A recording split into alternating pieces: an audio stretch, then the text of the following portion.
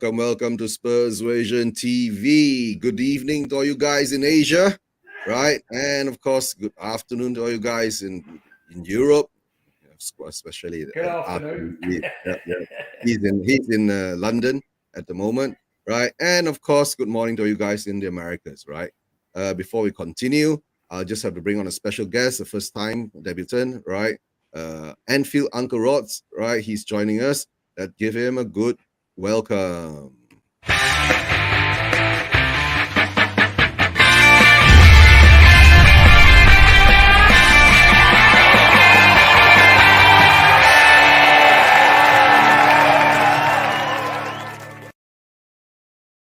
Welcome, Uncle Rods. I like that.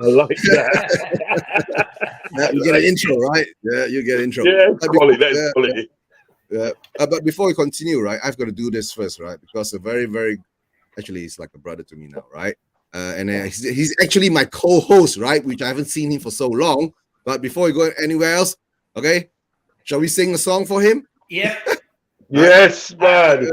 Okay, happy birthday, Jamie. Right? Happy birthday, Jamie, man. Happy birthday, man. Big up. Yeah, we really do bad birthday songs, but let's go. 1, 2, 3. Happy birthday to you. Happy birthday to you. Happy birthday, dear Jamie. Happy birthday to you. And birthday. Big 50, right? Big 50, right? And before we continue, let's go through the chats first, right? Because Arthur was here earlier, gave him the wrong timing. He was here an hour earlier. You know, daylight saving time kicked in, and I got all my calculations wrong today. And I got Chun Yao, big up to Chun Yao, right? Jamie Pretty, yep, Jamie, big up to you, happy birthday. Ian, if you want to, you have the link, you can jump on. Right, Chris Agamba, big up Chris Agamba. Hey, big up Chris. Hey, Chris Agamba. Right, the number one Agamba, right? Number one. Yep. Agamba. Yeah, Derek Hutchinson, big up to Derek, and he's from Australia, right? All right, and of course, Jamie says thank you, right? Thanks, Dan. Happy birthday, Jamie. Yeah, hope you have a good birthday tomorrow, right? It's not today, it's supposed to be tomorrow, but we have to do it today because I'm doing it live today, right? Okay, welcome, Anfield Uncle Rods, right? We just call you Uncle Rods. Right. At the moment, we'll just do some preview first. We'll do the happy preview first, right? We'll do the happy preview. Of course, this is the one where Keshav comes in. West Ham 1, Southampton 0. The Hams. Yep, you beat Southampton. How are you feeling this weekend? I guess, jumping out of the relegation zone, right? That makes you really happy, right? Yeah, it did. And like I said, I think it was important to get the win. But overall, I think in terms of performance, I didn't think it was great because it was the same performances I've seen over the past few games. And it's how Moyes sets us up. Again, sit back, hoof the ball up top, hoping for something to happen. And I think the fans are getting upset. And I'm also getting upset, really. I just said I don't care what the performance is. I think as long as we get the result, and I think we did that very well. Good, important win, and just what we needed. Look, Southampton are not the best side, and they're one of the teams I think that is looking to go down right now. But let me make it clear that from where we are, which is 14 till 28, there's still 1 point above the drop zone, so still anything can happen. So what we need to do is just get behind the team, stay up, get as many points as we can as possible, and hopefully win the Conference League, because I'm really hoping to see West Ham hopefully lift it. But it's a nervy time, and actually the game yesterday was a nervous one because I was, after all the rumors about Moyes getting sacked and the squad not happy with the tactics and especially the training and how it's done, you don't want those sort of things to affect the players' morale. But like I said, this season has been not good. But I hope that we try and get as many points as possible. Thanks, Derek, for the comment.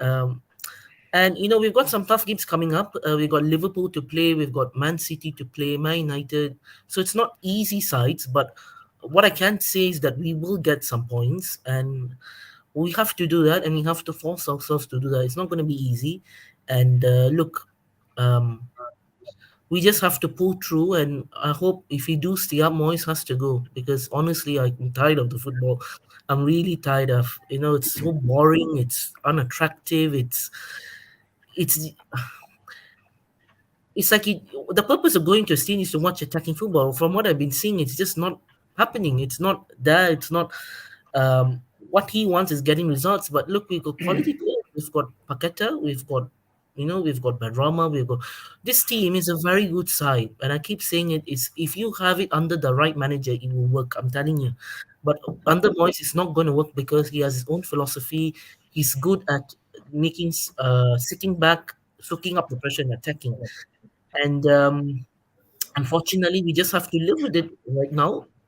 But what I would say is that, the owners, to be honest, are looking for Premier League experience. Now, this is a perfect opportunity at the end, or maybe at the end of the season, to say, thank you for what you've done, Moyes, but I think it's time to go. And I think we, look at Potter getting sacked and Brendan Rodgers, and I wouldn't mind, because I think they're very good managers. They would fit the bill perfectly for us. And I don't care what Chelsea fans think about Graham Potter, but I think Graham Potter is a good manager. Maybe not at the right time for Chelsea, but what I would say is that he would fit how we want to play very well. So either Brendan or Potter be very pleased. But like I said, I'm just hoping that we go as far as we can in the Conference League, because to be honest, I'm hoping to see West Ham lifted. And it's, people say that we are the favourites, but I don't want to jinx anything. So we just have to go with the flow and hope everything turns out positive. So yeah. Okay. All right. But before we continue, right, big up to Mark Cousins. Mark, if you want to hop on, let me know. I'll throw the link in the chats, right? And Huddersfield Town TV. Big up Ryan. Thanks for the support, right? And of course, Alvin Ching. Alvin Ching, if you're not mistaken, you're a Chelsea fan, right? Potter is gone. I'm not sure whether you're happy or not, right? But let's see how that goes at the moment. And of course, Tony Rodriguez. Big up, Tony, right? Hey. At the moment now, as we all know, right, things are getting a bit I call tense at the moment, right? We're coming to the end of the season. 2 more months, the season's going to be over, right? For West Ham, and of course, John Fitzpatrick, big up John, right? Big up John, right? Right. Oh, he's same as Manny. Okay, Elvin is from, okay. All right, same as Manny. That means you're from Arsenal, so you don't have to worry about that then. League, right? The league. But at the moment now, 9 more games or 10 more games to go, and the league coming up, right? Most of us are quite tense, right? Like for Spurs fans, what's happened to us? We've lost our manager, right? Yeah. And West Ham, at least you guys are still sticking on your manager. But of course, we understand what happened to our fans, right? I'll just go around and ask. Start with Uncle Rods first. Uncle Rods, meet Ian. Ian's at the bottom. He's a Spurs fan too. At the moment, he's based in Glasgow, right? And he's a Spurs plus Celtic fan, if I'm not mistaken. Celtic, right? Yeah, Ian? that's fair. Yeah. Spurs plus Celtic fan. I'll just get to Uncle Ross. Uncle Ross, the West Ham Southampton game, have you got any thoughts on it? And how do you feel about David Moyes? I think my thoughts on it that West Ham obviously they need to get the points on the board and everything because for the team that they've got and to where they are in the league, it doesn't match. West Ham should be like up there. West Ham should be at least in like 8th or 7th. Do you know what I mean? At least, you know what I mean? Because they have got a good team. Declan Rice, you know what I mean? As I said, Barama, Antonio, he still does his bits. You know what I mean? They have got a good team. So for where they are, they shouldn't be where they are. The only problem isn't it's like if you get rid of if you get rid of sort of like more anything that I don't know if Graham Potter is that answer to your prayers. I don't know. I think you probably should be looking at like a more different manager than that. Do you know what I mean? Always thought in the days though, like even when he left Brighton and went to Chelsea, that was too much. He bit off too much. He bit off too much then. But then again, you got to look at West Ham. You got to look at West Ham and everything. West Ham, they've got heritage. They have got heritage and everything that. They're not a joke club. All right, then you know what, they're down on the league and that, but they're not a joke club. So really and truly, I think they like when you get your next manager, you need to sort of get a manager that's going to be able to take you to the next level. Mm. You know what I mean? And I don't think at the day, sort of like people like Graham Potter, Brendan Rodgers can take you to that next level, to where you want to go to. Do you know what I mean? So I think you need to get a man that's going to take you to the next level. You deserve it. Do you know what I mean? Because at the end of the day, right, you're not an idiot club. You know what I mean? You're not that. That's what I'm saying. You're not that club. You know what I mean? You're a club at the end of the day. It's got heritage. Trust me, you've got heritage to your club. So you should really at the end of the day be demanding the best manager that's going to take you to the next level. Do you know what I mean? You understand what I'm saying? Yeah. You look, all right, you look at Eddie Howe and everything now. Eddie Howe's coming to Newcastle every day. Right? He's got a bag of money. He hasn't gone crazy. He just bought players at the day that can get him to the next level and from that. And he'll build on that. If they finish third this season, guaranteed that next season they will build on that. So what you need at the day is a manager like that that's going to help you. Like if you win the sort of like Europa Conference League, yeah, so they can win that.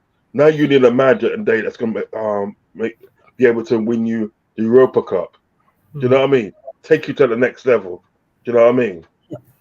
So don't just settle. Do you know what I mean? Because good cup. But I do think that they, you know what I mean, it's about time that and then you start getting points on the board. You need to start getting points on the board and that. And I think beating Southampton today, right, was good for you guys. Do you know what I mean? I just hope that you can get some consistency in that and start climbing up the table. You know what I mean? Yeah. Just and of course from Ryan, right? What do you think Rice will stay at West Ham? Well, the obvious answer to that is no. No, he's gonna go. This has happened already a few years ago. Already. It's coming already along, and look, he's gonna go. He wants to go to a bigger club. He's not gonna fulfill what he wants at West Ham, and well, if we do win the Conference League, then maybe he can go out or go leave with his head held up again. I've won a trophy, but to be honest, I want Rice to go to a club where he feels accepted, where he'll play good football, where he'll be respected. Because look, there's a lot of pundits which I disagree a lot with in terms of Rice, like Graham Souness and Gary Neville, who think that Rice is not what do you call it? That Rice is not complete midfielder. Well, he's experienced. He's maybe other fans don't know how he plays, but I've seen him week in, week out, so I know how he plays. He is a good player. Anybody, whether if okay, let's be fair. I don't want him to go to Arsenal. I really don't. It's a rival. And to be honest, Liverpool do need midfielders, and I know if Rice would be good there. To be honest, I think he'll be a big upgrade for that side, Liverpool. But Liverpool are focused on Bellingham, so to be honest, I don't think that's a. I'll tell you what, though, sorry to cut across you, yeah. I think anybody will be an upgrade in that midfield, mate. I tell you, we will be an upgrade in that midfield. But I know Rice, right? Rice has been linked to all the top teams for the past 1.5 years, right? Ever since he broke into the West Ham and the England team, right? But Arthur, any thoughts on the West Ham game? Yeah, as far as I'm concerned, I think they're still showing what they were showing when we played them and other teams, and why they went on this losing run, if you like. They're lacking that cutting edge. He's not setting them up the way that all of us that have opposed West Ham via the Spurs route, we all know how they can play. But they've not been playing like that at all. So I think he's very defensive-minded, Moyes, and he's shutting shop up. And so that you look at the scoreline, West Ham 1, Southampton 0. Where are the goals? Not singular, plural. Where are the goals? Because they were scoring quite freely at one stage. Now they're not. So, and as far as Rice is concerned, he's by far and away one of the best midfielders in the country at the moment. And he should be playing for a side that utilises his talents. That's not happening. And is it because Moyes' tactics are smothering it? Yeah, that's the way I look at it. And I know we've always found West Ham a thorn. They've been a pain in the backside, and they're always liable to sneak one over us if we don't watch them. And so when when we've He's been done a bit, many times. when we've been a bit lackadaisical, they've beaten us. Yeah, sometimes only by the odd goal, but they managed to find it, and they seem to have lost that willpower at the moment. But of course, big up to Harry. Thanks, big up. Right, Ian, your thoughts on West Ham? Any thoughts of it? So, yeah, I haven't seen any match of the day this weekend. I probably should have caught up with it, but I haven't had a minute yet. The only game I did see was the Newcastle demolition of Manchester United yesterday. It was an absolute demolition. Hey, that's something to please you, Arthur. Never mind. Yes, I'll soon change that. I'm sure you will. I'm inclined to agree what's being said. I mean, some of us are of an age and generation where West Ham they were called the aristocrats of English football. Yeah, they had a reputation for playing smooth, silky football. In fact, when I was a kid, I'm sort of going back to late '60s, early '70s. My dad would always pick one game to take me. But he would always try and get a ticket for. The days used to write in with a stamped addressed order and a postal order to get tickets, Arthur. And West Ham was the one he always chose because Tottenham and West Ham in those days was always a proper game of football. Yeah. So I got brought up right. In terms of West Ham, I mean, I agree with everything that's been said in terms of, where they're at and what have you. But you go back to the, the 70s, or late 70s, and particularly the 80s as well. West Ham were very much a yo-yo club.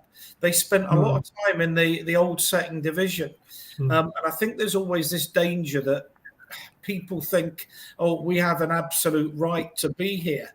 Arthur, you'll remember some big clubs going back. Oh, yeah. I can remember going to Tottenham and seeing a first division, an equivalent Premier League game against Huddersfield Town, Sheffield Wednesday, Carlisle United, Blackpool. I've seen them playing top tier football at the old White Hart Lane. So none of us have a right to be anywhere in this game. You get what you deserve, and you have to earn everything to get there. You agree with that? Absolutely. And if you look, I'm looking at the table. The table is the most interesting thing because it's never been like that. You always used to have like maybe 5 teams going for top 4, and then you'd have 4 or 5 below them, and then relegation. But you've got from Southampton on 23 points, really down to, well, even Crystal Palace on 30 in 12th place are not out of relegation danger, because the third bottom team, Everton, who obviously we played tonight, have got 26 points. So, and when you look at the teams there, Crystal Palace, no, but Leeds, Everton, Leicester, Southampton, who are the bottom 4, have all changed their manager, all of them, and everyone can't get a bounce from this.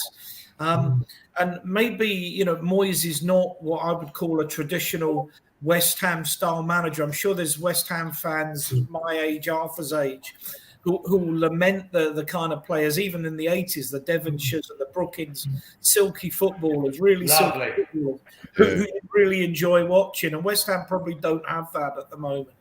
But I think the danger is Moyes has probably got the know-how and the wherewithal to keep West Ham up. What they do in the summer and whether they look for another approach is a different matter. Whether Potter would think that job, having been at Chelsea, is the right job for him, I don't know. The press certainly here were linking him with a Leicester job, and that looks like, to me, that looks like a good job for him. Ian, yes, sir. Just interjecting, sir. Remember the old maxim: the table never lies. No, I think that's right. And I think that's right. And West Ham are in 14th at the moment. Given that table, that's hardly a disaster. And I do wonder, with their resources and what have you, their playing squad, where they should actually be aspiring to be. I know last year they had a great run in the Europa and what have you, and maybe looking to finish, you know, 6th, 7th. But there's a lot of competition, and there's a lot of decent sides now, you know, really going for that. And one of the things I love about English football is everybody can beat anybody. You know, But I do. Sorry to interject. I don't interject. I do think at the end of the day, sort of like West Ham is a decent side. They are a decent side with decent players. When you look at their players, and that they have got decent players. I've got these players. So I think really and truly at the day, I would see West Ham like 8th or 7th. Do you know what I mean? Because I have got decent players. It's just that for some reason at the day they're not clicking. Now, what a lot of people got to realise at the day is when Moisey was with Everton, that's how, you know what I mean, he built his teams like that, hard to beat. You know what I mean? He set them up as hard to beat and hard to beat. But the only problem with that is when someone scores against you, what do you do then? What do you do then? And there's no plan B to say, well, look, right then, if we concede a goal, what we're going to do to get back into the game? It's just still set up to be hard to beat, and that's only going to sort of like get you on so far. Do you know what I mean? So when I say sort of like if they win the Europa Cup and they Europa Conference League this season, that they need another manager and that's going to be able to sort of like get to the next level. You have to get a manager in the day that's going to like Lego that mentality of being hard to beat and everything that, right? And go for teams and for that, go for teams, set it up so they can go for teams because they've got the ability to do that. That's what I can't understand about West Ham this season. They have got the ability to win certain games that they haven't been winning. Do you know what I mean? They've got it to them. But when you're setting up your team to be hard to beat, you know what I mean? It doesn't leave anything else to do. Like Roy Hodgson does that. Roy Hodgson like 4-4-2, you know, flat back four in midfield, two up front. You know what I mean? Hard to beat. But when it goes Pete Tong, he doesn't know what to do. As we found out when we went down there one time and beat him 7-0 down at their place. Do you know what I mean? Because he didn't know what to do next. So you have to have a manager and that's going to think out of the box. Going to think, well, look, at the day, if we concede a goal, right, we've got the know-how and the day to get back into the game, and that's what I don't see with West Ham at the moment. Yeah.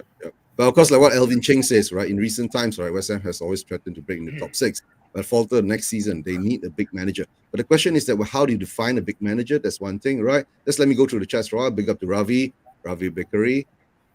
Is it Bakery? Bakery? Bakery, yeah. And of course, Stefano Corleone. Okay, LFC, big up. They're all here, right?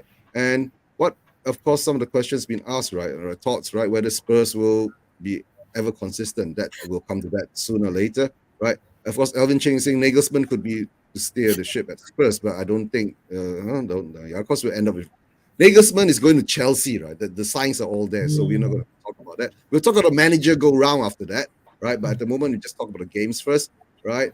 And just big up to the guys who are in the chats, right? Who else is Huddersfield Town, Ryan saying having decent players doesn't guarantee anything. Yep, we do have a lot of decent players, doesn't guarantee us anything, but at least we are still where we are, right? And of course, the table doesn't lie.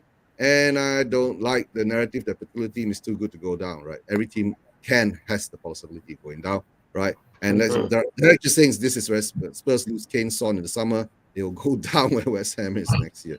Yeah. We could be in that position too, right? Will Kane leave Spurs though? To tell the truth, I'm not sure. Maybe they're having a chat in them, right? And have a great channel. Thanks, Ravi. Thanks, right? And okay, Daniel Sandoval, big up. Thanks for being on, right? Thoughts on how to keep your top players happy at the club? I don't know. Nowadays, player power is too strong. Why are we supposed to keep the players happy, right? I thought the players supposed to perform and be happy and keep us fans happy, right? That's how I feel because, there are a lot of rumors. Later, we'll talk about the manager go around, right? Of course, my thoughts for West Ham is very simple. The relegation battle, it's mere points, right? We're talking about from 12th to the 20th, right? You're talking about between Southampton to the top is about 7, 8, 9, 10 points. 3 games. If you win 3 games in a row, you're practically out of it, right? And let's say West Ham wins about the next 2 games that they have, right? They're practically going to be safe. But like you said, everyone nowadays are challenging, right? That's why even like tonight, later we go to the preview. I'm not sure about you guys, how you guys feel, right? About Spurs playing Everton away. And that will be, of course, a very, very tense kind of scenario for us, right? That's a difficult game. Yeah. And of course, players are, like what Eugene said, players are paid employees. But nowadays, to say that, how do we keep the players happy at the club, right? So that will be certain things that we will have to talk about later.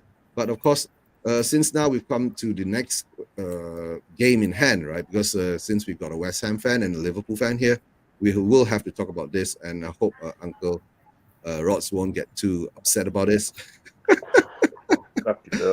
Oh dear. Right. First of all, my thoughts on this. I did watch it a bit, but in the end, it was just somehow or another Liverpool lost it. They just capitulated, right? They did do so, right? Okay. Where are you? Well, okay, Ian. I don't know what you're talking about. You don't know what? Sorry. No, you send a private message. Ian? Oh yeah. Don't worry. No. Just deal with it when you can. Deal with your show. Okay. All right. Okay. But the thing is that at the moment now, Manchester City beating Liverpool, right? How do you feel about this type of results, right, Karos, right? Because to tell the truth, all of us, especially Spurs fans and West Ham fans and rest of fans, right, were actually hoping to watch, to see at least you guys put up a fight or something. And what's your thoughts on the game? That what happened, right? Well, I did a watch along show for that. I did a watch along show. I did a preview before the night before. I did a watch along show, and I didn't think we was gonna win. I thought we can come out with a draw. Do you know what I mean? Yeah, I thought we could actually come out with a draw. Now the only problem isn't there is that I was talking backstage with Arthur, backstage, and I said, when you've got a manager that's got the ability at the end of the day to change the formation each and every time, do you know what I mean, and make it work, and then you've got a manager at the end of the day that literally sticks to one formation, do you know what I mean? There's only one winner. There's only one winner, because you realise at the end of the day, right? There was no Haaland, and there's no Phil Foden. Yeah, he set his team up at the end of the day, right, to play without a striker. He was literally playing with 2 10s. Imagine that. He's literally playing with 2 10s. He played a 4-2-4-1. That's what he played, didn't it? In midfield and everything, that we looked out of our depth in midfield, and that's worrying for Liverpool. That is worrying. We scored the first goal, yeah, right, and we're flying high. When they equalised, Liverpool didn't want it anymore. If you look at the players, their heads just dropped. They didn't want it anymore. If you said to sort of like Liverpool, and we're gonna finish the game now, and it's gonna be 1-1, they would have bit your hand off for that. They literally bit your hand off because they didn't want it. They made people like Stones look like Cafu, yeah. They made Jack Grealish look like Xavi in Leicester. They made him look like a prime Iniesta. They made him look like, and to be honest, with Jack Grealish, I actually don't even think he's that good. He's all right, but I don't think he's like as good as everybody makes him out to be. But that day there, we made him look really, really good, because over on his side, he has so much space. He has so much space and everything that, yeah. Now you tell me, in effect, you start off and then with a 4-2-3-1, yeah. That's what you start off with, and everything that, right? Then you go to a 4-3. You go back to a 4-3-3, right? Now this 4-3 does not work for you anymore. It doesn't work for you anymore. But yet you resort to it because the players are not running back. Do you know what I mean? The defense at the day looked. I don't know what that kind of defense was, right? The midfield and everything that, right? Everybody was just looking around at everybody and looked out of their depth. They looked worried. Do you know what I mean? Yeah. The front three and everything that, I don't know what was happening in the front three. And when you look at the tactics at the end of the day of what Klopp does, yeah, it's not working anymore. But he would not change it. So that's what I'm saying today. Maybe it's time for Klopp to go. Do you know what I mean? I love Klopp, yeah, but I love my club more. Do you know what I mean? I love my club more. You know what I mean? And then Right. if he has to go for the good of the club, do you know what I mean? That's what's gonna have to, because what he's doing on the pitch is not working, and you saw that on Saturday. We look out of our depth. There's no way that we should be looking out of our depth against Man City. There's no way. Uncle Do you know what I Rods, mean? I'm not buying that. Uncle Rods, can I ask you a question? Yes, mate. Do you not think that Liverpool started to go downhill after they sold Sane? They shouldn't have sold Mane. Marley, that's it. Yeah. They shouldn't have sold Mane. They shouldn't have sold Minamino. Yeah. And they should have done everything in their power and to keep Origi at the club. You know what I mean? Yeah. Yeah. They should have done that, because at the end there, and then what you do you build on that. You build on that. You build on that. You don't get rid of these players and bring in 3 other players and hoping it'll work. Because you got to think about it. Mane went, Origi went, and Minamino. That's a front 3. That's a front 3. That went, yeah. Yeah. You bought in Darwin Nunes in the summer. That's in the summer now. You bought in Darwin Nunes. You bought in Carvalho. Yeah. You bought Calvin Ramsey. Now, I'm not being funny, but no disrespect to the Scottish League. Yeah. Right. No disrespect. Yeah. But you got to think about it. The Scottish League is not as good as a Premiership. We all know that. You know what I mean? It's no cap or nothing like that. No shade. It's not as good as a Premier League. Yeah. So you brought in a player. You're telling me you can justify bringing in a player from a team at the day that was struggling in a league at the day that is already not as good as your league, but you're gonna bring that player in and for that, and he's supposed to be the truth in Calvin Ramsey, and he's not even freaking playing. He can't play this season. Do you understand what I'm getting at, right? Yeah. So that's what you did on the day. You sold these 3 big boy players and everything, and the only person you brought in at the day that of significance in the day in summer was Darwin Nunes, which I happen to think is a good player. Yeah. No, the recruitment and the day has been atrocious and that. Yeah, Ian. Go ahead. Yeah, please. Sorry, Couple of things on what you've said. First of all, do you think that Klopp and the board were negligent in not strengthening your midfield when you've clearly got a problem with aging players? You know, Milner, Henderson, and what have you. There's no real runners in that midfield. Sorry, I said about the football yesterday. I did see the Liverpool-Manchester City game, and I have to say I thought Manchester City were outstanding. And I hear what you say about Grealish, but that's the best game I've seen Grealish play. Period. I don't think I've ever seen him play better. That's probably going to be the only best game you're going to see him play. Yeah, well, I don't know about that, but he was outstanding. But the thing that got me was it was really clear very early doors that Robertson was who's a quality fullback, was having a really torrid time against Murray. And yet at no point in that, say, first 20 minutes did Klopp do anything to have somebody come back on that wide left side to give Robertson some support. And then it was the same on the other side, particularly as the game went on with Grealish. No one was giving the fullbacks any support. Now, we know that Trent is good on the ball and going forward, but is weak defensively. But you wouldn't say that about Robertson. Yet both the fullbacks struggled very badly, and Klopp didn't change anything to give them support. That was what I took from it. Yeah. But I got a question for Let me just answer that question. That's my point, you see. That's my point. Yeah, you made a very good point there with the aging midfielders. Before and then day with Henderson and then day, right?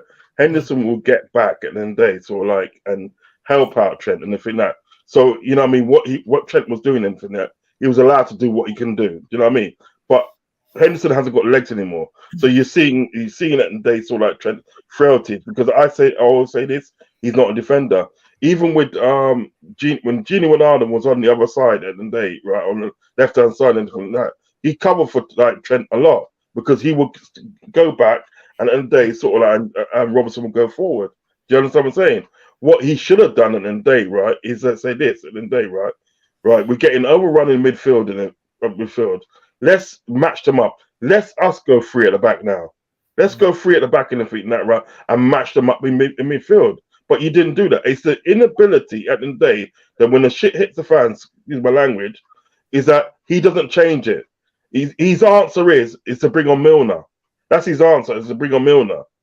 You know what I mean? And it's just literally not good enough. Now, the fact is that with the recruitment at the end of the day, right, you do not give an elite manager because at the end of the day, we say what we want to say about Klopp, but Klopp is an elite manager. He's proved it in the Premiership.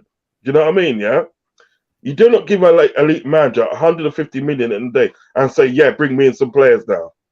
You don't do that. That is just ludicrous. And from that, right? FSG has given Klopp money, but he hasn't given Klopp enough money. Do you know what I mean? Yeah. And it was up to Klopp at the day to go back to the FSG and say, look, at the end of the day, you know what? Yeah, I can't do this anymore. You cannot be giving me this kind of money, expecting me to sort of like create miracles. It's just not going to happen. It's either you back me or I walk, because it saves the embarrassment. Let somebody else take that embarrassment. That's familiar. What you should do, Rod, what he should have done, he should have tried to make a deal with Marnie and Firmino, etc. Try to keep those guys, because when the midfield lapsed, if you like, in Liverpool, those guys made up for that in their attacking ability. Facts. And what's the law in football? What's the best way? What do? You don't defend. You bloody well attack. It's the best form of defense. Yeah, faithful. Yeah. No, you know what? Today, I have to agree with you 150%. Not 100, 150%. It was criminal. It was criminal at the end of the day, right? That Mane left for such a low price. 35 million he went to Bayern Munich for. Ridiculous. You know what I mean? So I have to agree with you 100%. But they only had 1 year left in his contract, so I guess the price was something like that. But maybe you guys should squeeze more out of it. But I want to ask Uncle Ross this question, right? Last season, you guys were going for the quadruple. Did that actually affect you guys a lot? Because you were playing like 60 over 70 over games throughout the whole season. Do you think something like that would have affected the whole scenario? Right? Yes, I do think it's like that, and that's why the recruitment in the summer was key. Recruitment in the summer was always going to be key at the end of the day to bring in players at the end of the day, that so you don't have to say to these players at the end of the day, these couple of players that's giving you all they can give you the previous season, tell them to go again, because you can literally see at the end of the day, right? Henderson, Fabinho, Virgil van Dijk, and all players like that, you can physically see it, and they haven't got the energy to do it anymore. They haven't got the energy for that, and that's when you bring in new players. You have to bring in new players, a new midfield. Now at the day, right? It's like left to the last minute now, right, for them to do it now to refresh the team. You know what I mean? And when the damage has been done, because there's no saying that day where we're going to finish this season. Because to be honest, if we don't finish in the top four, I don't want Europe at all. I just don't want it. To me, my feelings is I think it's more of a hindrance at the day than it helps. Do you understand what I'm saying? Yeah. You rather Europe and rebuild that. I want to be out of Europe at the day, right? We're out of Europe, rebuild my team, and concentrate on a league. Concentrate on the league, have a good run in the league and stuff. That's what I'd rather do, because at the end of the day, right, with the situation where we are now in the day, is number one, is FSG going to give Klopp the money that he really needs? Yeah. 2, is Klopp going to go and identify the players that we really need? Do you know what I mean? And if he gets those players in now, what is he going to do next season? Is he going to persist in playing that 4-3-3? Because we all know at the day, Klopp is a system man. He's a system man. Do you know what I mean? And he will stick to a specific system, even though it doesn't work for him, stop work for him. He will still stick to it, because we was playing at the day sort of like beginning of the season we played 4-3, then we started to play 4-2-3-1, I think we beat you guys, yeah, and we beat Man City, yeah. And then all of a sudden, we go back to 4-3-3, and then we start losing again for that. And he stays to that. When we beat Man City at Anfield and everything that, right, we was playing 4-2-3-1, which went into a 4-4-2. They couldn't get near us, and then we nicked that goal and beat them 1-0. We played right into the hands the other day on Saturday. Yeah, we made a lot of these players that they look better than what they are. They really look better than what they are and everything like that.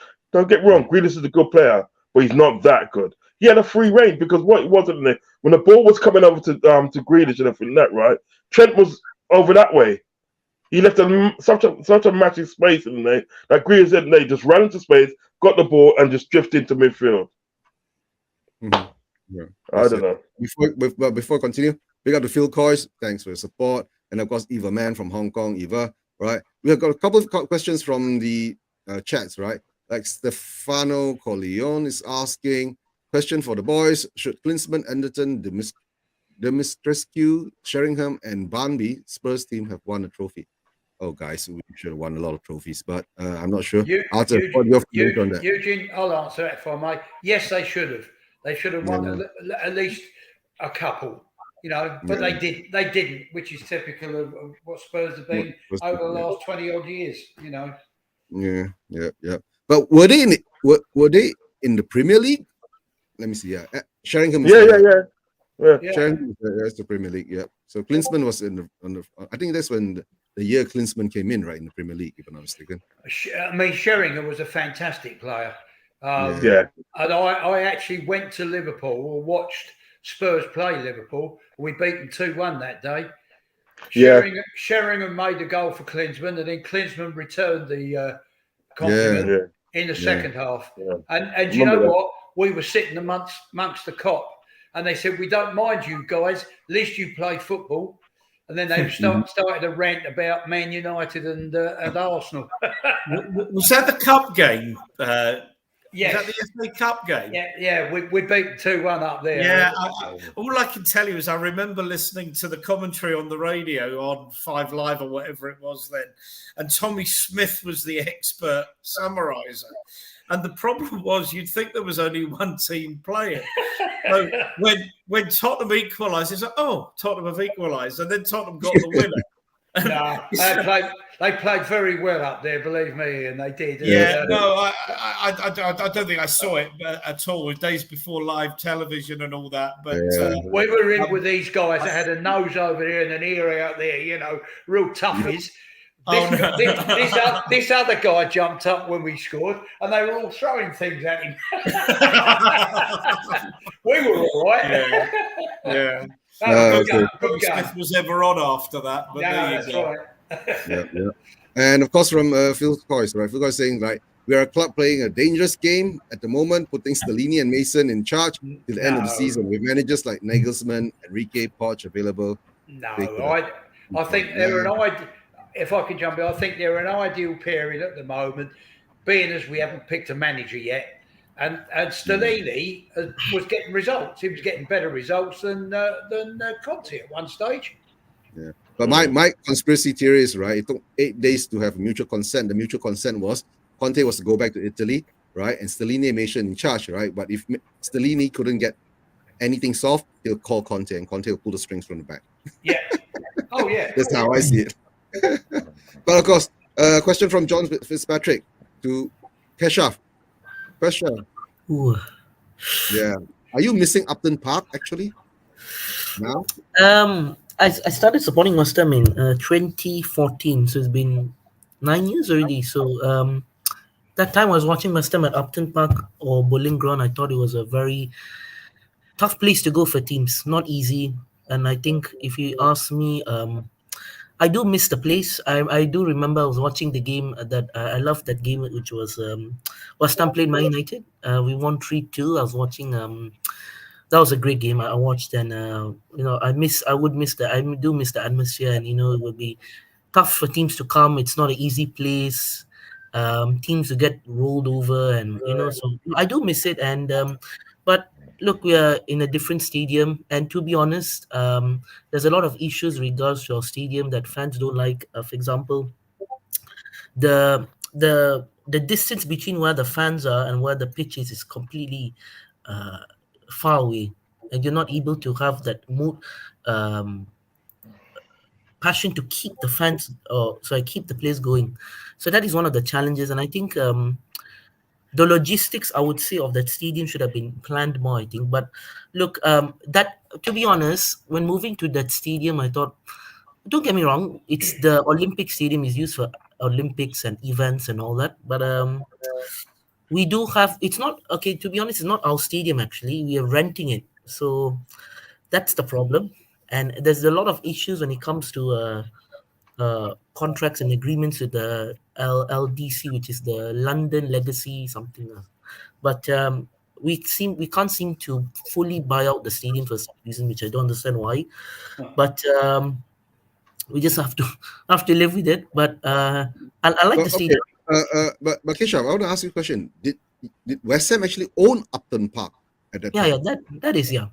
Yeah. That means your owners sold the stadium and the land to go into London Stadium to rent it out. No, actually, this was, yeah, that's right. So the stadium we're in, Eugene, is not our stadium technically. It's a rented stadium. No, I'm saying Upton Park was your stadium. It belonged to the West Ham Football Club, right? Yes, that means your owners, right, sold your stadium with the land, right, and moved into the London Stadium to rent it out, rent it. Right? Yeah. That means that is not your stadium. You can't call it your actual home because West Ham don't own that piece of land there, right? That's right. But you guys have been trying to buy it because most probably they won't sell it to you because it was the London Olympic Stadium. Guys, thank God we didn't go there. Right? But what I'm saying is that, of course, your owners will try to buy it, but I think the London Council won't sell it to you because it's supposed to be the London Olympic Stadium is their icon, right? So I guess that's the story, right? So of course, Upton Park was really or you call it the bowling ground, was not a good place to go. Right? And actually, that season, we left the bowling ground was when Payet played very well. Was one of our best marquee signings, and I won't forget, he was such a great player for us. And to lose that kind of caliber is difficult to recover from that. But I think he's one of the, I would say, one of the best free kick takers, because every time Payet scores a free kick, when Payet takes a free kick, he scores every time. So, like I say, do miss the stadium, yeah. And of course, you have to go to the thing is that, of course, like Ryan is saying, right, the point that transfer market Liverpool didn't go for the right areas, right? Like, come on, Spurs, we're used to it. We never get the right players in the right areas, right? But what I'm sure Uncle Ross will understand, will agree is that you guys should have actually strengthened your midfield, right? With all the 18 players coming in, you didn't do that. Instead, you got in a lot of attacking players. While after losing Mane and Origi and all that, and Origi has always been a pain in our butt. Thank God he's gone. Right? Oh dear. And of course, Liverpool fans, Europe will not have been top 4, right? Yeah, it will only slow us down. Yep, fully rebuild. Go to fully rebuild, and then what Stefano saying? 4-3-3 has been found out truly, unless the personnel is in fact winning. That's the thing is that, it's so weird, right? Last season with Robertson and Trent, right, bombing up the wings and being so precise with their passes and all that, you guys scoring goals like for fun, and all of a sudden, both of them is like losing your midfield. They've like lost their support. You can't go forward anymore. Every time you guys go forward, you get caught out and get smacked or something like that, right? Yeah. But of course, Derek Jensen says that Levy doesn't understand. He needs a squad at least of 23 players. Yeah, we always just get 11, 12 players. That's what we always get, right? 1994 team. Yeah, all 5 of them were there. Okay. I think he was talking about the 1994 team, all 5 of them there. Arthur, there was what? I was there, 5th round cup, right? It was very nice to see the old boys chatting footy, refreshing on YouTube. Oh, that's nice. Okay. All right. No one wants us. We are Poison Chalice. Yeah. Oh, we won't go to VAR. If we go to VAR, the show will never end. Can I make one point on VAR? Just one. All right. One quick point, because I think Alvin makes a good point, and there's been a big change with VAR since Christmas, and that's when Mike Riley left and Howard Webb came in. and there's been a lot less controversy. And I think that the reason for that is that unless there is a proper, clear and obvious error, and that's defined as a decision the referee couldn't have made if he'd seen what the VAR has seen on the screen, then they don't get involved.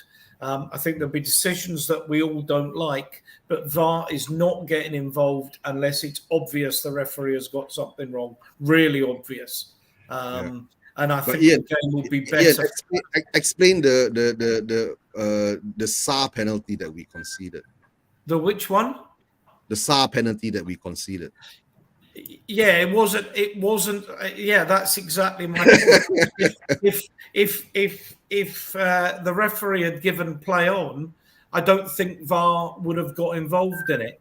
I think we were unlucky with 2 penalties. We could have got one, and they could have not got one, and the game would have been different. And that's just people just going to have to be accept it. He clearly saw through his leg at the ball. He didn't get the ball. He probably caught the player. Emerson. He didn't get the ball. He probably got a bit of the man. There was nothing in it for VAR to turn around and say, referee, you've clearly got this wrong, need to go. You'll get some, you won't get some. I personally think VAR is better for that, albeit, it was a bit of a pisser that we conceded the equaliser so late. But I don't have a problem as long as it's applied consistently, Eugene. That would be my view of it. And I say that as someone who used to referee as well, in case you didn't know. Yeah. And Uncle Ross, any thoughts on VAR? Any decisions gone for you guys gone against you guys in Liverpool games? I'd rather stay. Oh, go on. VAR to me, and I do think probably what my man was saying today is probably better now, because I've seen some wretched decisions before. Do you know what I mean? So I do think it's better now. The only problem that I have is this offside thing and everything. Yeah, offside thing. Yeah, when they raise the late flag and everything that, right? If you're offside, just raise the flag. Get on with done with. Don't wait till he gets all the way out the pitch and everything that, and puts the ball in the back of the net and just puts offside.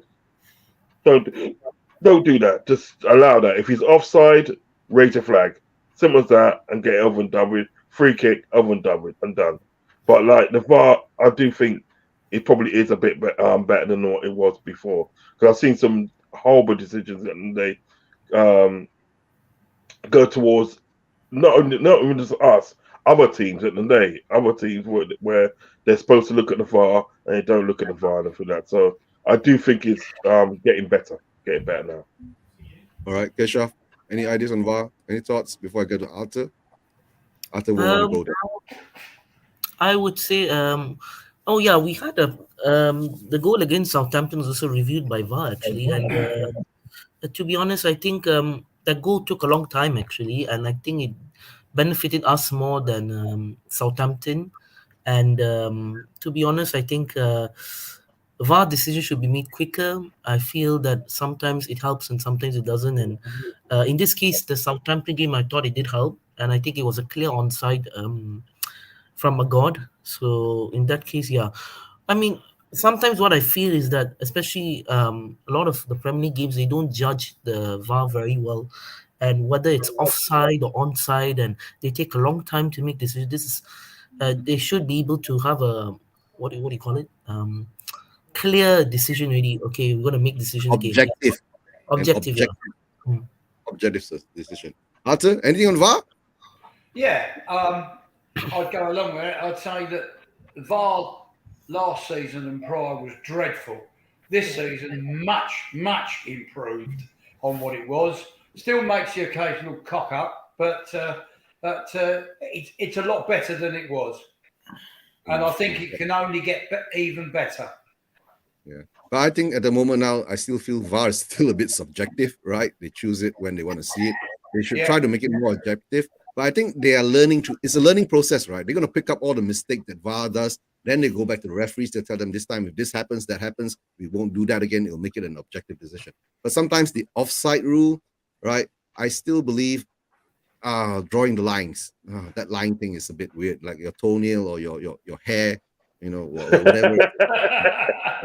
Whatever is just a bit off, right? That is a bit sad, right? So, but it is what it is. We have to live through it. Maybe in 5 years' time, then we'll get a perfect system coming up, right? But guys, I'll just go through the panel, the thoughts on the M-City game. Keshav first, M-City game. Yeah. My brother's a Liverpool fan, so he was watching the game with me, and I was watching. He's very upset, and he didn't like the performance at all. And he said that the main issue of Liverpool, and even I can see clearly, is the midfield. It's very aging. Doesn't have a lot of mobility. And they don't do the same things like they did a few years ago. Klopp's teams are always energetic, very vibrant, press the ball high up the pitch, like what Ralph Hasenhuttl and when he was at Southampton. Those are the type of pressing side they were. But I feel this season it's already been very common to see that Liverpool's issues midfield. And look, they were outclassed by Man City. I felt that at times they did start well, but I feel that Man City, as the game grew longer, they started to play their own way of football, and Liverpool couldn't catch up to the tempo of how they're playing, and it's because of their midfield. I know there's a lot of reports saying Bellingham is going to move to Liverpool, but to be honest, I can't see it happen. I think it will happen, but to me it's the problem, which is the fee. Because Liverpool's owners are not, I would say they're not ambitious enough. They don't have the financial capacity to go and make big money signings. And that is why I feel that Bellingham may not go to Liverpool. My brother's been saying, Bellingham's going to come to Liverpool and, it's done and confirmed. And I say to him that, it's all about the transfer fee. Real Madrid can slap a price already, saying 100 and Man City can slap a price, but Liverpool need to start. I want the best for Liverpool. I really do. Because for your brother's sake, right? For your brother's sake. For my brother's sake, yes. And I understand you're twins, right? So whatever he feels, you feel a bit too. Yeah. So he says, he's always like so positive and saying, before the game, you're saying, I'm confident Liverpool can get a result, but tough times for Liverpool. But like I said, you have to wait and see. But I feel Klopp needs to start being more. What's the word? I feel he's not innovative enough right now. I feel that, especially, he doesn't look at the midfield as a priority. He likes to look at Elliott and Bajcetic and all those players. I think they're good, but you want to get the next level of midfielders. You want to start competing back again. And like I said, that's the number one issue.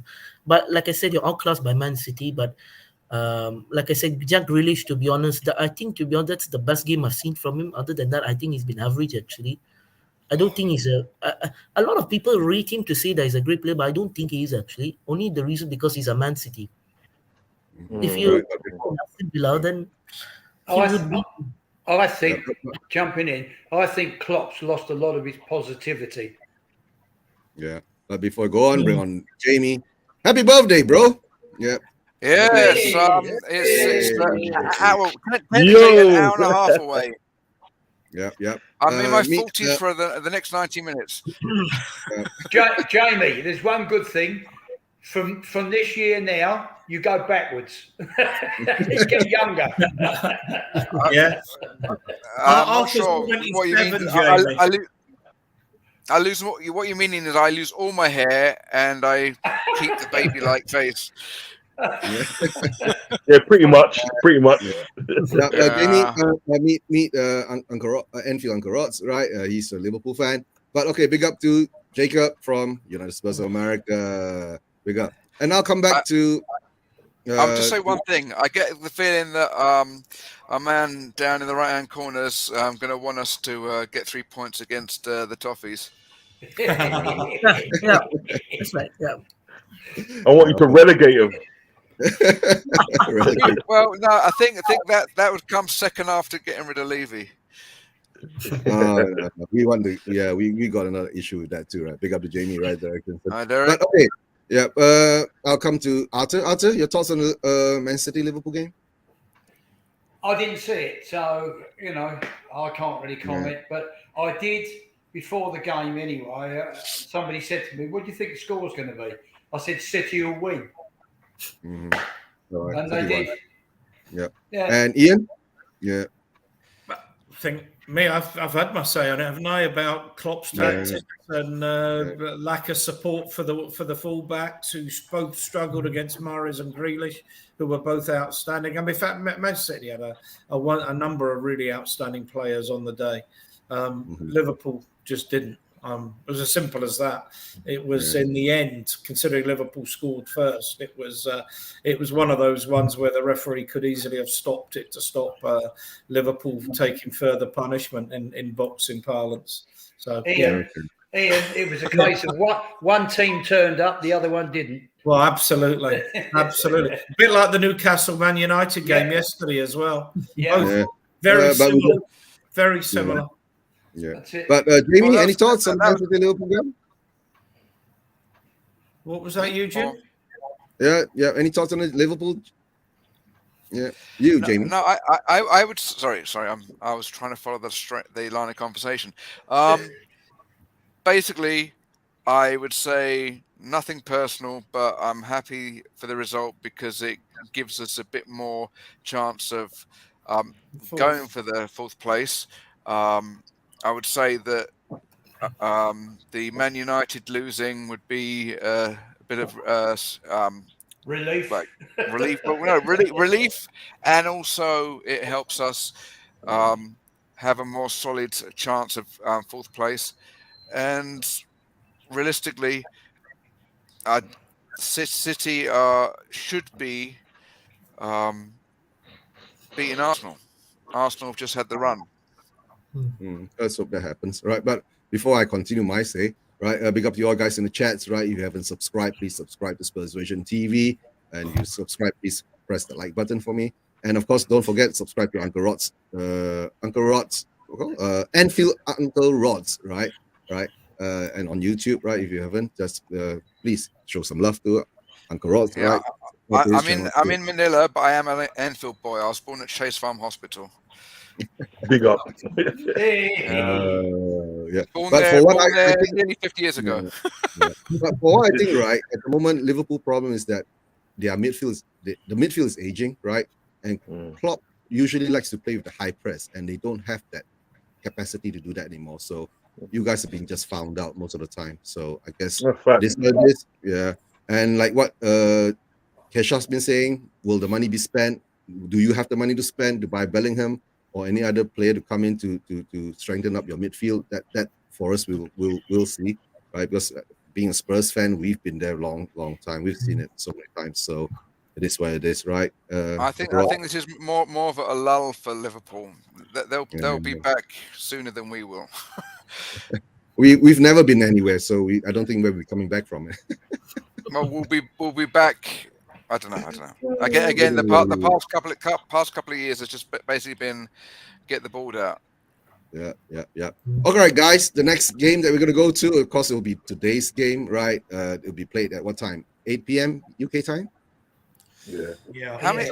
Wait. It's 10:30 p.m. here now. So what time is it in England? At the moment, in England, it is 25 to 4 in the afternoon. Okay, so basically about 2:30, 3 in the morning for us. Yep. It's a morning game for Asia. Yep. That's why I started this show a bit earlier, so can end it a bit earlier, go to sleep a bit earlier, so wake up at 3 a.m. to watch that. And let's hope we don't disappoint us, right? But okay, Everton Spurs. Okay, I'll go to Uncle Rod's first, right? Because Uncle Rod's will be the one have a lot of affinity with Everton. So your thoughts on that? I wouldn't call it affinity. Yeah. I love you guys. Animosity, maybe. Yeah, more animosity. No, I think You see, the main problem about Spurs this season, and which you probably agree, you probably agree with that, yeah. As I agree with your analyst. 1 minute. It's for you. This is Everton on the line. Yeah, that was Sean Dyche. That was Sean Dyche who's saying that they don't talk about my team. So literally at the day, we obviously gave analysis on like Liverpool, and it was 100% correct. 100% correct. I think at the end of the day, sort of like Spain's more problem is that it's consistency. It's a consistency. You know what I mean? They are capable of winning games because we've seen it. You know what I mean? Because I did I was on a show one time with this Arsenal guy, and the Spurs guy was there, and I think you just beat a team. I think you beat Leicester? Yeah, you beat Leicester. Yeah. I think you beat Leicester, didn't you? You beat Leicester, and about the following week now, I don't know who you played the following week, but you lost. Do you know what I mean? The following week. And it's been like that for Spurs all season. That you win a game and then the following week you lose. You win a game, following week you lose. I just Spurs think have always been like that. Always. Yeah, we've been like that for the past 10 years. Listen. I remember the day when Martin Yo was at your club and everything that, and he had an all English 11 Because remember at the day, Michael Carrick came from Spurs. Mm. You know what I mean? And he was a baller. You know what I mean? Yeah. So, and you lot was winning games, and so you can actually put that run together. All right, look at the fact in the Champions League. We met you lot in the Champions League final, right? The two best games that will go down in history are Liverpool versus Barcelona at Anfield, and Ajax versus Tottenham. That was a fantastic game.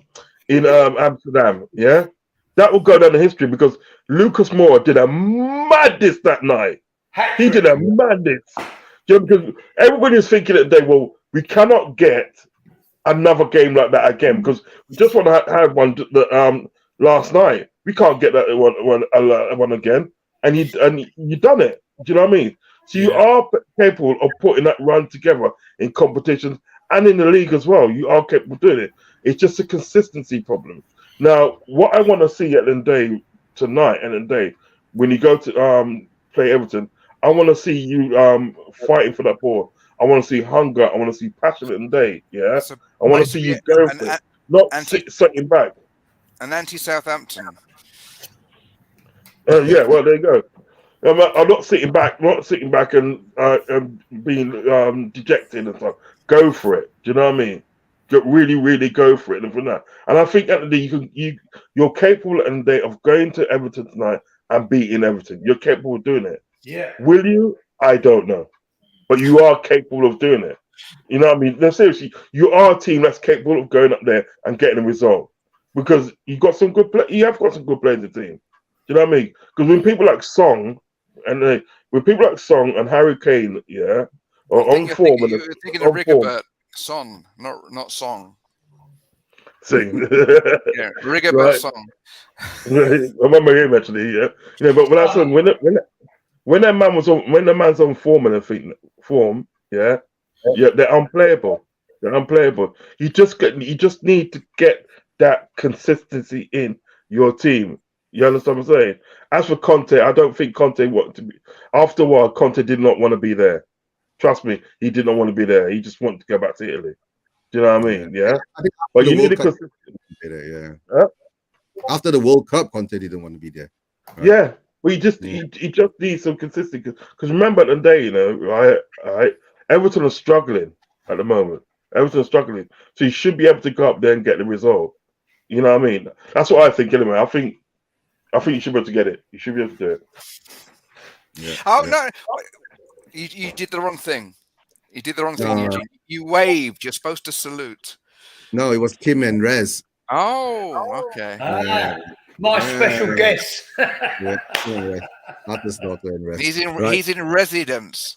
But okay, Kesha, Everton Spurs game. I mean, I'm sure you're not going to wake up at 3 a.m. to watch it, right? So, any talk? To be honest, I might watch it, actually. You might watch it, all right. But Okay. from what I've seen or what I've observed, I think the last few weeks, I think, especially looking at the Conte press conference, to be honest, I think it's a bit disrespectful to go out and call out. I know he didn't mean Daniel Levy, but I think he meant the squad and the situation. But No, I he feel meant that Daniel Levy. He he meant meant. to. Yep, he He- meant it. He meant the club. Yeah. But I do think it. I've got my thoughts on Conte. Actually, I want to give, but I think that he doesn't.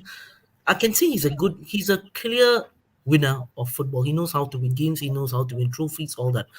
But I think he doesn't have other managers when they are in a situation like or let's say for example in the relegation battle, right? They would give their heart and soul to the club and the situation they're in. But what I feel from Conte is that even though there's 11 games to go, he doesn't have that desire, or he can't take the Spurs being in fourth position out of the Champions League, out of all the cups, and just only competing for the Premier League. Yeah, the positive I can see is that you guys are fourth place, which I think is still good. But what I feel about Conte is that he's not adaptable. If you understand, he's not flexible. He he doesn't know how to be in this type of situations. Okay, but Keshav, you say that, right? Wouldn't you like say like what Klopp is doing, right? Like Uncle Ross is saying, right? He's not adaptable, he's not thing, but he's won things. You get what I'm saying? But in the end of the day, Conte, I mean, whatever has happened has happened. Conte has left, he's gone, he's out of the door, right? Now we have Stellini and Mason in charge. And of course, a lot of us Spurs fans are hoping for the new manager bounce, which I don't think is a new manager at all. These guys have been there. But maybe he could inspire them to, perform a bit better without Conte there, right? Yeah. But I think that it's gonna. What I would actually say is that Spurs need to really look thoroughly on who to get as their next manager. I hear a lot of things like Brendan Rodgers and Graham Potter and all this, but I feel that Tottenham now need to rebuild again. The I think there needs to be a proper project in which that okay, we have a clear plan how we want to go. Doesn't matter how long it takes, as long as the journey is good and you're able to reach the goal. Let's for example winning a trophy, for example. And So let's say would you be suggesting the man behind me going to Bayern and us having a war chest, or do you think that would be shooting ourselves in the foot? yeah, but no, the thing is that, like, what? Okay, Arthur, what do you want to say? Well, it's gone past it now, but don't worry. All right, go ahead. Keshav, continue. Sorry. What I mean is that you look at clubs like Brighton, for example. Let's be fair, they're doing very well with the very quality manager in them. I think him, to be honest, De Zerbi, I think he's doing very well. And I know people will think that they want instant success, quick fix, and all that, but sometimes it doesn't work. You need to have a rebuild. You need to have a project that is sustainable for 5 years. Okay. Like what All right. Liverpool have. Now Arthur's got his train of thought back. Okay, yes. I've remembered. Pochettino, 3 getting on for 4 seasons ago, went to Levy and said, "We need a rebuild." He got the sack. Yeah. Maybe a nice person, man. Sorry to cut across the end of the day, right? I think Conte at the end of the day, right? I don't think it's disrespectful. I think Conte was right at the end of the day to call out the club and then they and the inefficiency and the team as well. You know what I mean? Because what it is at the end of the day, what a lot of people forget at the end of the day, when the team's not playing well, and losing and stuff like that, right? The manager's always the first casualty. The manager's always the first one at the end of the day that people have a go at the end of the day, right? So at the end of the day, right, I think he was right to call them out. And for that, I only wish at the end of the day, sort of like Klopp would grow a pair of balls at the end of the day and call out the owners. You know what I mean? Seriously. Rods, the rebuild should be from top to bottom. The board, the coaching staff, and the bloody squad. We need a rebuild. There is no doubt that Tottenham, Arthur and I disagree on a lot, but one thing that is absolutely and utterly clear is the football side of our club is dysfunctional from top to bottom. And that includes the chairman. Where, and you know, I'm a businessman. Arthur's a businessman, a business accountant. Levy has done a most magnificent job with Tottenham Hotspur PLC. What he hasn't been able to do is transfer and translate those skills into building a football club. And the bottom line, and even in the annual report, says the business's principal activity is a football club. And in fairness, I think a lot of Tottenham supporters would be happier because there are an Enoch out, a Levy out lobby within the Spurs fan base. Not big, but it's growing. That if Levy was to say, okay, hands up, I admit it, I've failed, I've appointed, because no one else could get away with appointing, I don't know how many we've had, 12, 13, 14, I've lost count, managers, and continually fail and keep their job. No, it just wouldn't happen. And if Levy say, okay, the structure of the club is wrong, I need to bring in football people with a Tottenham, winning mentality to get the football side of the business right, and I will concentrate on the other areas of business and make money, which should be some of it. If the owners take some, fine, that's business. But the majority of that money, as promised, will be transferred and diverted into building the football team, into the team that the fans warrant. And the fact is, the infrastructure with the training ground and the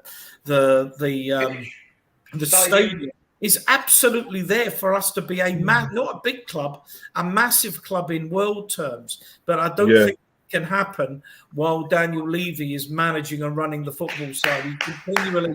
You can't fail as often as he does. But if I just make one comment, because I'm sure other people will want to come in on this, in terms of Conte, I'd have had a lot more respect for what Conte said and did if he'd have, because all he did was basically unpin the grenade, chuck it into the dressing room, shut the door and bolt it from the outside. I don't have a lot of respect for that.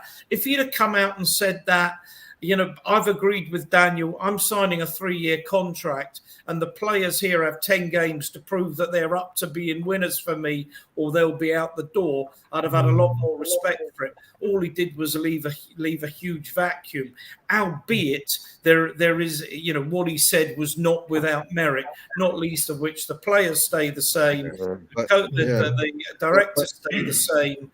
I just want to say this. Changes.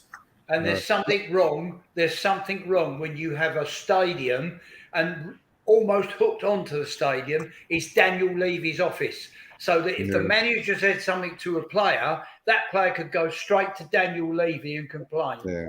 No, but Ian, I'm going to counter that, right? I think that has been already spoken to about during the World Cup break. That's why I think Conte started to lose himself during that period of time. So as I see it, it was already said. Writing was on the wall, right? Because after the World Cup, right? So that's when Conte started, his medical leave and all that. By the time he came back, under all that kind of stress, right? Maybe that's why he blew up. And then to tell the truth, right? He not only threw the players on the bus, not only threw the club under the bus, not only threw Levy under the bus, he threw himself under the bus. Because if he did something like that, right, he surely knows what the consequences were. Right. Well, I don't argue that, but that's what I'm saying. When I did a show with Brian last week, Brian Daigle, and I said it was like it's been said before, but the longest suicide note in history. When he made those comments, he knew exactly what he was doing. Yeah. I'm going back to Italy, 2 weeks break. You can sort out my severance. But he must have known when he said that he wasn't coming back. I never expected him to come back from his medical leave. But you know what though? You know what? Saying one thing.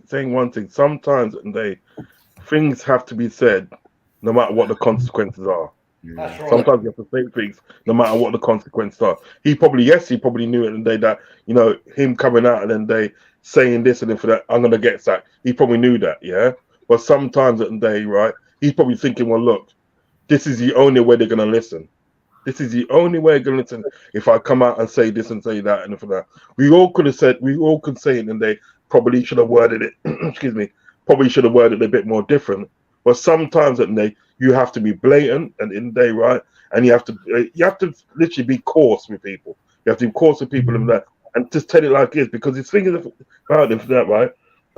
Pochettino in the day was arguably one of the best managers that you had for a good long time. For a long time, one of the best managers. He got a beat out of the players in the day. He was given no money and in the day, right? But he got a beat out of these players and stuff. Yeah, right. You know what I mean? Had a couple of bad victories at the day, right? In the next season at the day, when he done so well at the day in the Champions League, he had a couple of bad results in the day in the Champions League, and they threw him on the bus. They fucked him off. Do you know what I mean? Jose Mourinho in the day, right? Jose Mourinho in the day, right? They got rid of Jose Mourinho in the day about a week or two before the League Cup final. Had they kept Jose Mourinho in the day, right, you would have had a League Cup. I'm telling you, you would have had a League Cup. But they decided to get rid of him at the end of the day, right, and bring in Ryan Mason and from that, and he get beaten in the League Cup final. And since then, in the day, you haven't got to that sort of like part again. So sometimes at the day, right, you have to shake up people in there and just tell it like it is. And no matter what the consequences is, you just have to tell them, look, at the end of the day, this ain't good enough. From top to bottom, this ain't good enough for that. And I don't want to be a part of it anymore. The DNA in that club is rotten from top to bottom. Yeah, and agreed. The DNA means, right, definitely no ambition. That's what it means, right? But to answer Keshaf's question, right? I mean, what you were saying earlier, Keshaf, right? Elvin Ching says it all there. However, will Levy be able to stand by the next manager who comes in, right, through a rebuild, right, missing out on even a Conference League? Our owners so blatantly, you know, it's all there. This is so right. We this can't is not so right. But that's why I want the decision making taken away from Levy. It needs a long-term project, and fans will accept that if there's a proper project. Hang on, who said that about the owners spent? Alexander Hilton. That's just wrong. I mean, we spent, but we misspent $500 million. Like that's the point. But that's the point. People say the board don't spend. The board do spend. The problem is Levy's probably guiding decision making in an area where he doesn't have the expertise to do it. You know, if I was buying you wouldn't ask me if I was working for an airline to decide, you know, what £50 million jet we ought to be investing in.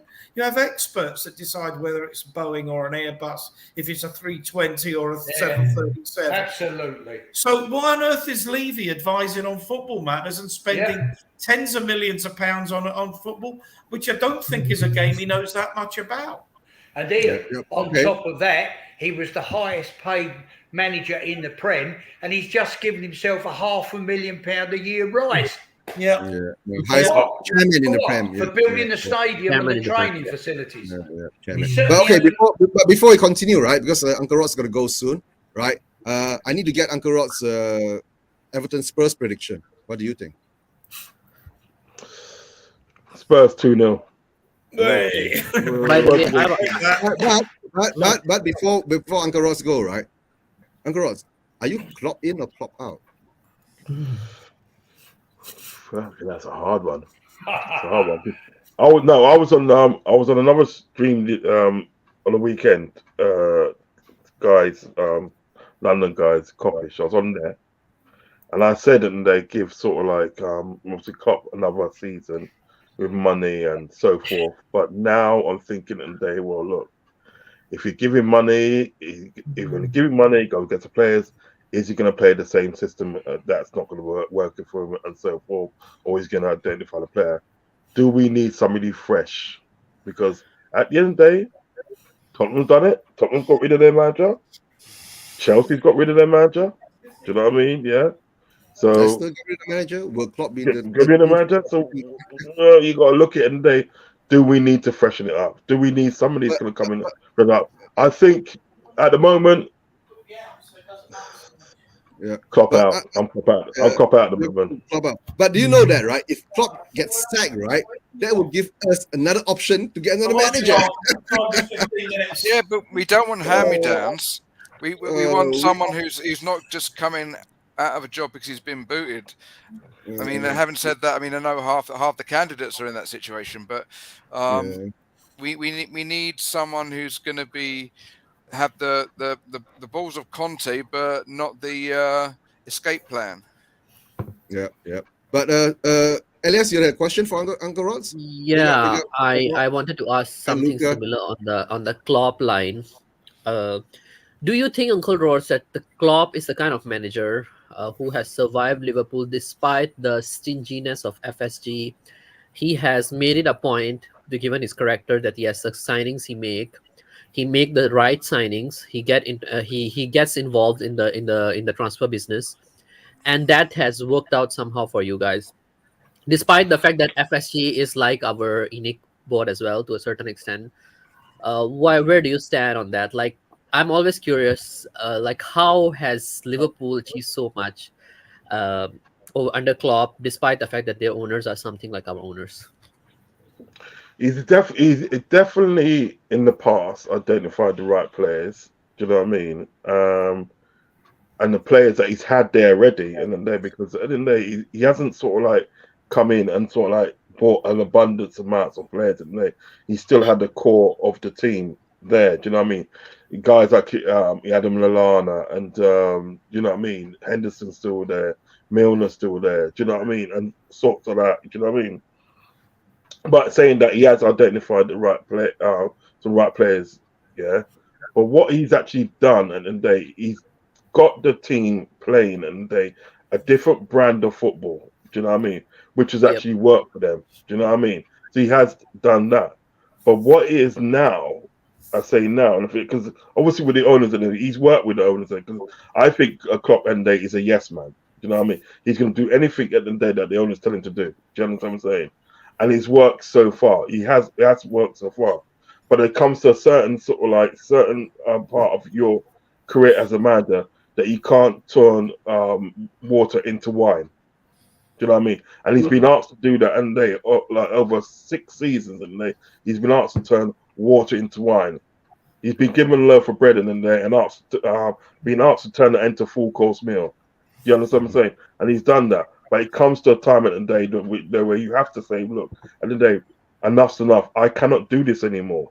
Do you know what I mean? I can't do this anymore. And it's relevant now because when at the end of the day, can you check it out? He didn't sort out the midfield and stuff, yeah. So Yep. he had to play a player at the end of the day that's originally brought for the academy, and he's had to put him into the first team. Percentage, yeah. And now this percentage and they is injured, you won't see him for the rest of the season. Do you understand what I'm saying? There's all these sort of things that he's having to do now. So like, yes, before the day he's been able to sort of like work miracles and stuff in it for that because FSG. You see the things about FSG have got the money. That's what I'm trying to say. FSG have got the money to buy a Jude Bellingham. They've got that money to do it. But it's will they do it? They're tight. Yes. They're stingy. They're mingy. They want to do it, but they've got the money to do it. They've even got the money at the day. If he wanted sort of like 300 grand a week and that, then trust me, FSG have got the money to pay him 300 grand a week, but they won't because they're tight. Do you understand what I'm saying? You know? Yep. Ross, you remember you said, right? If Klopp is a yes man, right, he'll be perfect for Spurs. That's what I wanted to say. But But the take a thing minute. is, I Take a don't think minute. FSG is that micromanaging. I don't think FSG chairman is that micromanaging as much as Daniel Levy. So that's why Klopp somehow still gets through things. Whereas our side, we are very micromanaging in terms of transfer business, the kind of players we buy. Levy is. Yeah, Levy. Sorry, not we. If he is, Not right. definitely not Eugene. Yeah. Well, okay, Uncle Rods, would you like to plug your channel when you can do your next show? Yes. All right. I've got a show this evening with Chelsea OG. We got a show. We did a preview show. We did a preview show tonight. Yeah, you guys, Chelsea's playing Liverpool, right? Yeah. Tuesday. So we're doing that this evening Mhm. at 8:30, and then like tomorrow I'll be on Chelsea OG's channel with a watch along, and then the final whistle show will come later on my channel, and then the red and blue show will be on Wednesday. Anfield Uncle Rods Yeah, guys. on YouTube. That's on YouTube. So come in, show some love and everything that. And my man, I need to get you into my WhatsApp group and everything that because United United Spurs of America. He's in the WhatsApp group, and it's a chance that they to if you've got any shows come up, you can plug your shows, and we're a footballing family. We're literally a footballing family and stuff. So I need to get you in there, guys. You know what I mean? I'll give you my number on Twitter, right? Yeah, do that. Definitely. But you know what? I must say, and a special thank you to you for inviting me on the show. I've enjoyed every minute of it, chopping up with you, Spurs fans and West Ham fans. I've enjoyed every minute of it. You know what? At the end of the day, it's all about being a footballing family. We're a footballing family. It doesn't matter what team we support. We are all one common goal: footballing family. Do you know what I mean? So, big up, guys. Enjoy the rest of your day, the rest of your evening, and I'll speak to you guys soon. Thank you very much for having me. I think those words are really appropriate because Luca's in the. There you go. Luca's in the chat. Yeah, Luca. Yeah, I want to tell you this, right? Big up, Luca. Thanks. It doesn't matter whether Rogers comes or don't come. I don't care anymore, right? I'm gone to that stage. And there's been an earthquake. There's been an earthquake alert. Seriously? In Malaysia? No, that's why. I don't know. I've got an earthquake alert on my phone. Yes, Malaysia. But East Malaysia. Oh, East Malaysia in Sabah, Sarawak. Okay, that's understandable. Earthquakes in Malaysia. That's more near to you, Jamie. East Malaysia. Yeah. No. It's Singapore. It seems to be just off the coast of East Malaysia. East. I mean, West. Singapore end. Oh, that means it's in Johor Bahru. I can't really show it. It doesn't. So no, it's my green screen is not letting me show this to you properly. Oh no, it's in Indonesia. Yeah, a 6.5 earthquake affected countries: Indonesia, Singapore, Thailand, Malaysia. 85 kilometers from Padang, Sidempuan City, North Sumatra, and it literally happened 3 minutes ago. Yeah. Breaking news. There's an earthquake in Southeast Asia, right? And that's all from Spurs Vision TV. Okay. Guys, just be careful, right? No, it's not a joking matter, right, guys? Please take care. If you're watching anywhere in the world, just don't forget we've got an international audience here, right? And yeah, man. Well, right. But of course, we did Uncle Ross give us? He gave us his prediction for Spurs. He said Spurs will win 2-0, right? But okay, let's go around. I'll go to Keshav. Keshav, what do you think? Everton Spurs, are we going to win? I would say 1-0 Spurs Hurricane. Oh, 1-0 Spurs Hurricane, right? Arthur? 2-0. 2-0 Spurs, okay. 2-0. Ian? Yeah, I'm going 2-0 as well. Got to be optimistic. Got to agree with my pal Arthur as well. Okay. And then what about Jamie? What are your thoughts? What was it? What about Jamie? Your birthday coming up, right? So yeah, I know. Of course, on the birthday tip, I would say I want a Spurs win. On a fancy, I'd say a thrashing. On a realistic, I would say I'm going with the 1-0, 2-1 at a push, but 1-0. I wouldn't say Kane will be the definite scorer, but it'll be a squeaker. Okay, all right. And we just got to grind the 3 points out. What do you think? 1-0 Spurs. Kane goal, I think. Kane or Son goal. Always going 1-0, right? But okay, guys in the chat, what do you think? Right? Lucas says Everton 2-1, right? Of course, Alexander, he's a Spurs fan. Steak, right? 2-0 Spurs. Warning, it's going to be a boring Conte ball, right? Tony Rodriguez says 3-4-3.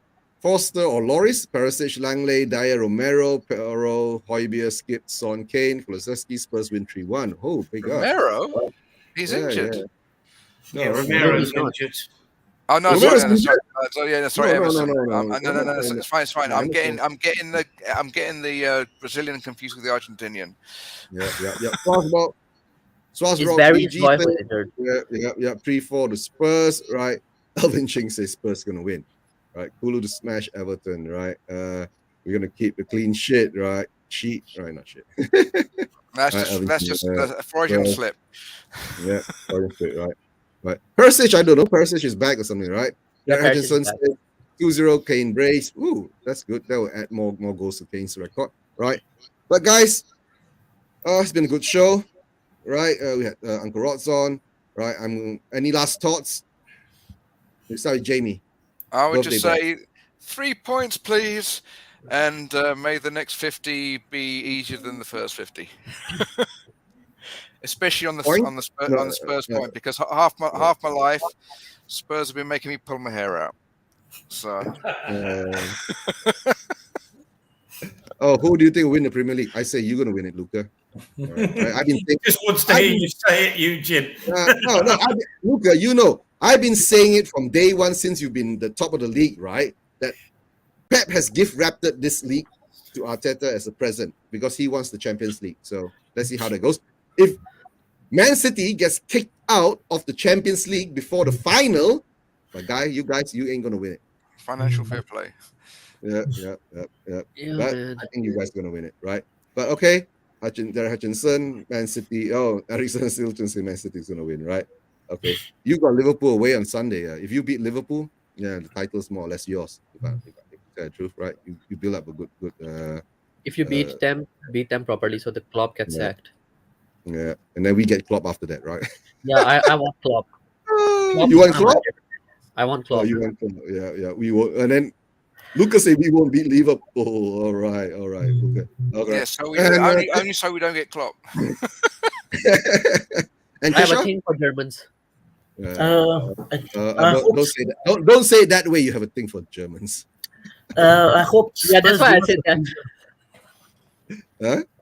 I hope Spurs do us a favor tomorrow. So hoping to help us in a way. Oh yeah. If we beat Everton, then it eases your relegation fears and all that. And Ian, last thoughts.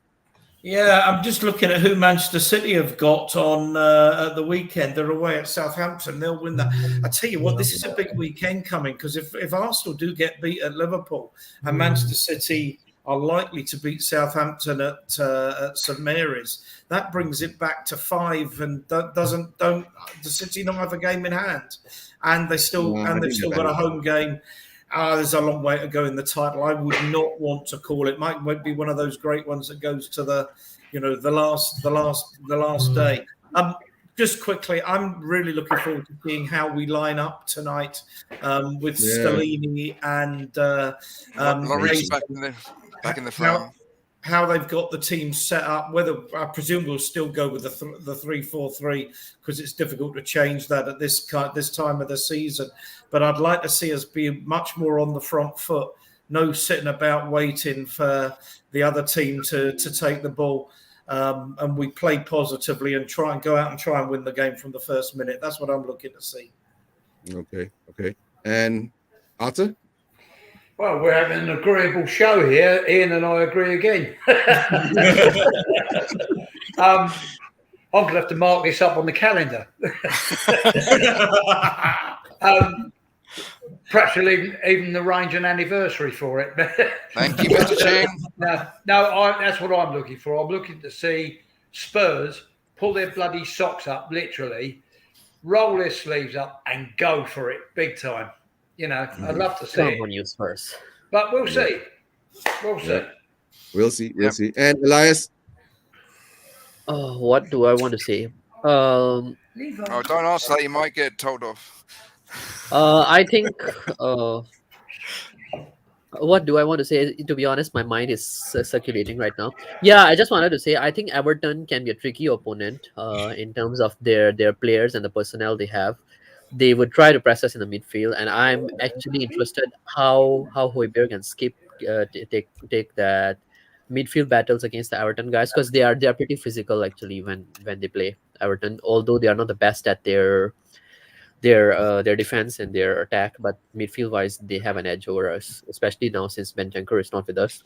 So I don't think it's going to be as easy as last season when we beat them. Was it? Yeah, no, last season was a draw at away game, but we beat them 4-0 at home, so it's going to be tricky. And I just wanted to say one more thing actually. Yeah, by the way guys, Step Up Spurs, which is my channel, has reached 150 likes. I wanted to thank every single one of you who have liked it from here. Quite a number of you actually Likes or started liking subs? from here. Got to know. Yep. Sorry, Sub. 5-1 Likes or subs. subs? You said 150 likes. Subs. Yes, subs. You want subs? Yeah, sorry, not just 150 likes. subs. Yeah. Yeah. Sorry. I'm a bit sick actually. That's why my brain is not working. well. Elias is under medication, so he's a bit. Yeah. Yeah. As like Go, most of okay. the Spurs fan base. And after when this you do season. your next show, Elias? Any shows coming up? I'm doing it tomorrow night, UK time, about 12 a.m. 12 a.m. Sorry, No. 11 a.m. UK time tomorrow night. All right, that's 6 a.m. Malaysian time, right? I'm mistaken. Yep, okay. 6 a.m. Malaysian time, Elias goes live, right? Yep. Right, and guys. Early morning. And before we end the show, as usual, we'll say a good big up to all the guys in the chats. Thanks for your support. Alexander, Hilton, Steak, Alvin Ching, right? Of course, Luca. Luca still thinks Man City is going to win it, right? So Huddersfield big up Town. to you. Yeah, big Huddersfield Derek Town, Ryan. Hutchinson. Derek Hutchinson from Australia. Who else do we have? Svarog Beek. Swarog Tony BG. Tony Rodriguez Tony from Rodriguez. Sweden. Oh, he's from Sweden. I didn't know that. Yes, he's Yeah, part of the Spurs Sweden scene. Oh, So- okay. All right. That's nice. Big up to all you guys. Who else did I miss? Have I missed Eva anyone Man. else? Eva man, big up Eva. Eva says that we have to go to sleep early, wake up at 3 a.m. and let's see whether we're going to suffer or we're going to be happy. Mark Cousins, Stefano Yeah, Mark- Coglione, LFC. Yeah. And of course, Jacob, Mark Cousins, Stefano, Mr. Fitzpatrick, Phil and Coys, Ravi, big up Ravi, Mark Daniel Cousins. Sandoval. Oh, Daniel Sandoval is here too. Right. Who else do we have? If I miss anyone, John Fitzpatrick, Phil Coys. Right. I think there was a certain Greek Cypriot that was on here earlier, Mr. Agumbar. Oh, Chris Agumbar is Greek Cypriot. Okay. What nationality is he then? What heritage is he then? I'm not sure. I think I've and got of that course, wrong. Mary, I think Agumbar is is Agumbar Greek? I gotta ask Chris later. I think Agumbar is a Jewish name, right? Maybe. Okay, in which case we'll have to ask him next time he's on. Yeah. Big up Chris. Hope you're doing well. And of course we got Chun Yao, right? And of course we got Arthur Howard. Yeah. Big up Arthur. Yeah, Arthur. King Arthur the management. Yeah. And of course before we end the show, right? Happy birthday, Jamie. Right. Thank you. I have less than an hour before I leave my 40s and enter the golden age. Yeah.